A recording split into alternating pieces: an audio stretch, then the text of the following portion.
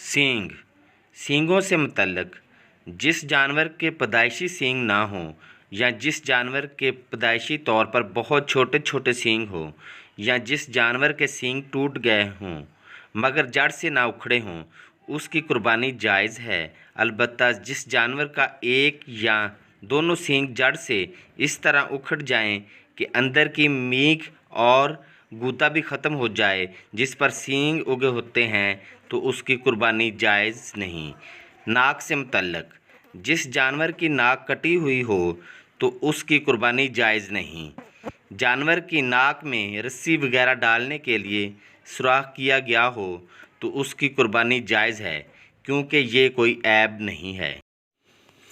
ज़ुबान से मुतल्लक जिस जानवर की ज़ुबान तिहाई से ज़्यादा कटी हुई हो और वो चारा ना खा सके तो उसकी कुर्बानी जायज़ नहीं। अलबत्ता बाज़ हज़रात ने ये लिखा है कि अगर बकरी की ज़बान तिहाई से ज़्यादा भी कटी हुई हो और वो चारा खा सकती हो तो उसकी कुर्बानी जायज़ है, क्योंकि बकरी ज़बान के ज़रिए चारा नहीं खाती और गाय भैंस वगैरह ज़बान के ज़रिए चारा खाती हैं। सींग। सींगों से मुतल्लक जिस जानवर के पैदाइशी सींग ना हो या जिस जानवर के पैदाइशी तौर पर बहुत छोटे छोटे सींग हों या जिस जानवर के सींग टूट गए हों मगर जड़ से ना उखड़े हों, तो उसकी कुर्बानी जायज़ है। अलबत्ता जिस जानवर का एक या दोनों सींग जड़ से इस तरह उखड़ जाएं कि इसके अंदर की मींग और गूदा भी ख़त्म हो जाए जिस पर सींग उगे हों, तो उसकी कुर्बानी जायज़ नहीं। नाक से मुतल्लक जिस जानवर की नाक कटी हुई हो तो उसकी कुर्बानी जायज़ नहीं। जानवर की नाक में रस्सी वगैरह डालने के लिए सुराख किया गया हो तो उसकी कुर्बानी जायज़ है, क्योंकि ये कोई ऐब नहीं। दांतों से मुतल्लक जिस जानवर के दांत पैदाइशी तौर पर बिल्कुल ना हों या सारे या अक्सर दांत गिर जाए या घस जाने की वजह से वो चारा खाने पर कादर ना हो और किसी गैर आदि तरीके पर इसको खुराक फराहम करनी पड़ती हो, तो इसकी कुर्बानी जायज़ नहीं। जिस जानवर के कुछ दांत ना हों या अक्सर दांत ना हों लेकिन वो चारा खा सकता हो तो उसकी कुर्बानी जायज़ है, और उसकी वजह फुक़हा कराम रहमहुमुल्लाह ताला ने ये बयान फरमाई है कि दांत खुद मकसूद नहीं बल्कि इससे मकसूद चारा खाना है, लिहाजा जब चारा खा सकता है तो मनफ़अत बाकी है। लागर और कमज़ोर जानवर की कुर्बानी। ऐसा लागर और दुबला जानवर जिसकी हड्डियों में गूदा ना रहा हो और सूख कर ढांचा निकल आया हो, उसकी कुर्बानी जायज़ नहीं। अलबत्ता जिसकी हड्डियों में कुछ गूदा हो उसकी कुर्बानी जायज़ है।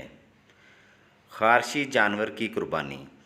ऐसा खारशी जानवर जिसकी खारिश इस तरह से ज़ाहिर व फाहिश हो कि वो उसकी वजह से बहुत दुबला और कमज़ोर हो गया हो, उसकी कुर्बानी जायज़ नहीं। अलबत्ता अगर खारशी जानवर फरबा यानी मोटा ताज़ा हो तो उसकी कुर्बानी जायज़ है। मजनून जानवर की कुर्बानी। जिस जानवर को जुनून का मर्ज़ इस हद तक हो गया हो कि वो उसकी वजह से बतौर खुद चारा भी ना खा सके, तो उसकी कुर्बानी जायज़ नहीं। अलबत्ता जिसका जुनून इस हद तक ना हो यानी वो चारा खाता हो तो उसकी कुर्बानी जायज़ है। खनसा जानवर की कुर्बानी का हुक्म। जिस जानवर में नर और मादा दोनों की अलामात पाई जाएं तो अमूमन उसकी दो सूरतें पाई जाती हैं। बाज़ जानवर ऐसे होते हैं कि इनमें मुज़क्कर और मुअन्नस दोनों की अलामत पाई जाती है, लेकिन नर और मादा होना गालिब होता है, यानी एक किस्म की अलामत गालिब होती है और दूसरी किस्म मगलूब, तो ऐसे जानवर की कुर्बानी बिलाशुबा जायज़ है, क्योंकि ये नर या मादा के हुक्म में होता है। बाज़ जानवरों में नर और मादा की अलामात बराबर होती हैं, यानी कोई गालिब और मगलूब नहीं होता, तो ऐसे जानवरों को खनसा मुश्किल कहा जाता है। और चूँकि ऐसे जानवरों का गोश्त सही पकता नहीं, इसलिए फ़ुक़हा कराम रहमहुल्लाह ने इसकी कुर्बानी से मना किया है। लेकिन अगर किसी ने कुर्बानी कर दी और गोश्त सही पक गया तो उसकी कुर्बानी सही करार दी जाएगी। जुफ्ती, जमा اور بچے جڑنے پر قادر نہ ہو۔ جو نر جانور زیادہ عمر کی وجہ سے جفتی پر قادر نہ ہو تو اس کی قربانی جائز ہے۔ جو مادہ جانور زیادہ عمر کی وجہ سے بچے جڑنے سے عاجز ہو تو اس کی قربانی جائز ہے۔ اس کا تقاضا یہ ہے کہ 5 جانور کی قربانی بھی جائز ہے۔ جس نر جانور کا عضو تناسل کٹا ہوا ہو اور اس وجہ سے وہ جمع کرنے پر قادر نہ ہو تو اس کی قربانی بھی جائز ہے۔ جلالہ جانور کی قربانی کا حکم۔ جلالہ اس جانور کو کہا جاتا ہے جو گندگی کھاتا ہو۔ اگر کسی جانور کی عادت اس حد تک نجاست اور گندگی کھانے کی ہو کہ نجاست کھانے کی وجہ سے اس کے گوشت میں بدبو پیدا ہو گئی ہو تو اس کی قربانی جائز نہیں۔ البتہ اگر چند دن باندھ کر چارہ کھلایا جائے اور اس کے گوشت سے بدبو ختم ہو جائے تو قربانی درست ہو جائے گی، اور اگر نجاست کی وجہ سے گوشت میں بدبو پیدا نہ ہوئی تو قربانی جائز ہے۔ ایک فوطے والے جانور کی قربانی۔ جانور کا ایک فوطے والا ہونا یا بغیر فوطے والا ہونا عیب نہیں ہے، بلکہ یہ بسا اوقات گوشت میں خوبی اور ازالہ ہونے کا ذریعہ ہوتا ہے، اس لیے اس کی قربانی میں حرج نہیں۔